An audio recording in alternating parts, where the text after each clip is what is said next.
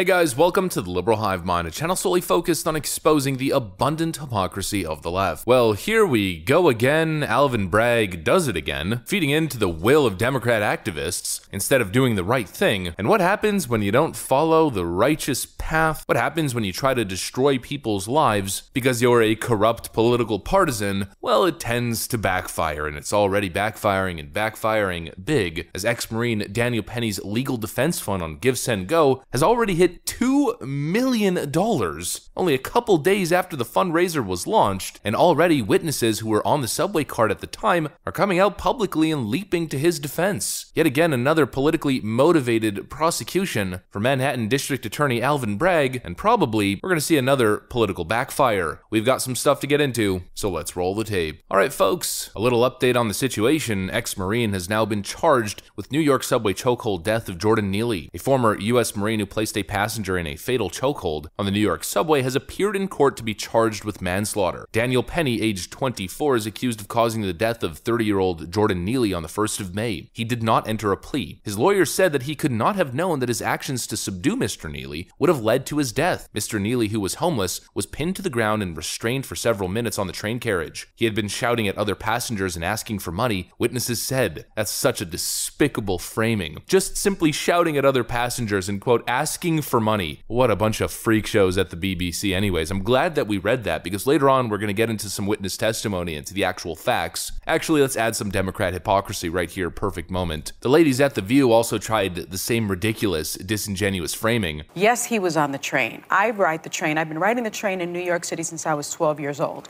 This is what he was doing.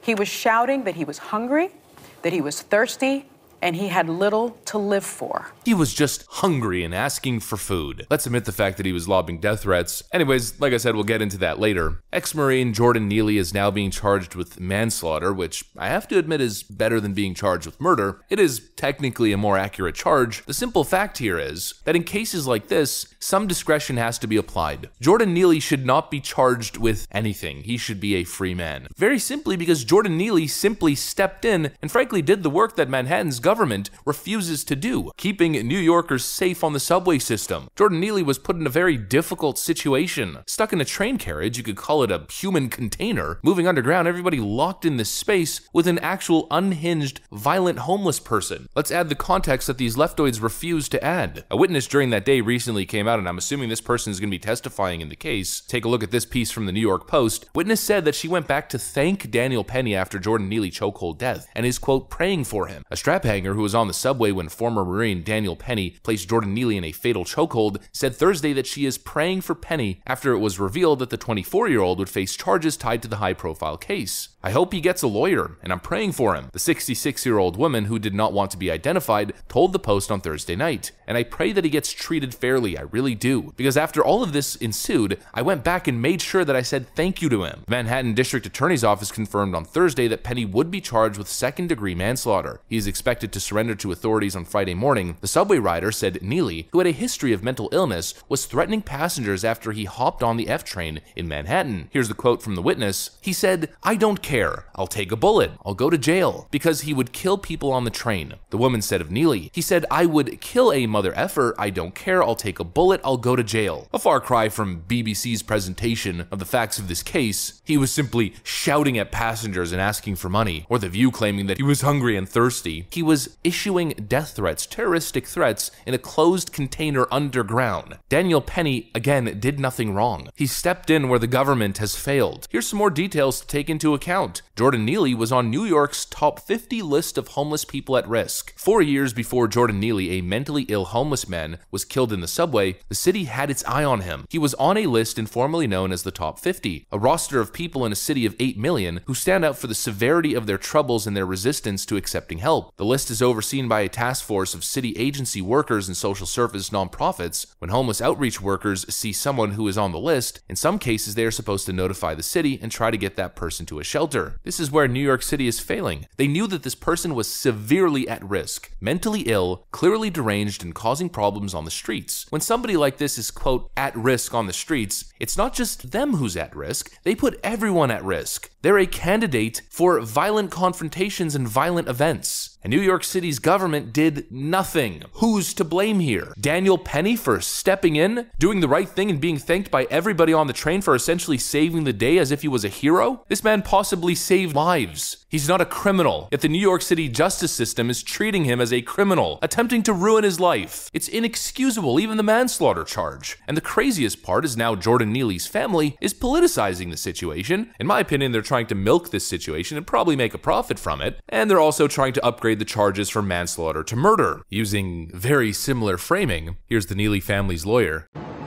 No one on that train asked Jordan, what's wrong? How can I help you? He was choked to death instead. So for everybody saying, I've been on the train and I've been afraid before, and I can't tell you what I would have done in that situation, I'm going to tell you. Ask how you can help. Don't take someone's loved one from them because they're in a bad place. No one on that train said, you started out by saying, I'm hungry. I need food. I'm done with it. I don't know where to get food. I don't care if I die. I don't care if I go to jail. I'm just done. No one said, here you are, sir. Let me meet your need or help you in a situation or give a word of encouragement. That's not what happened on that train.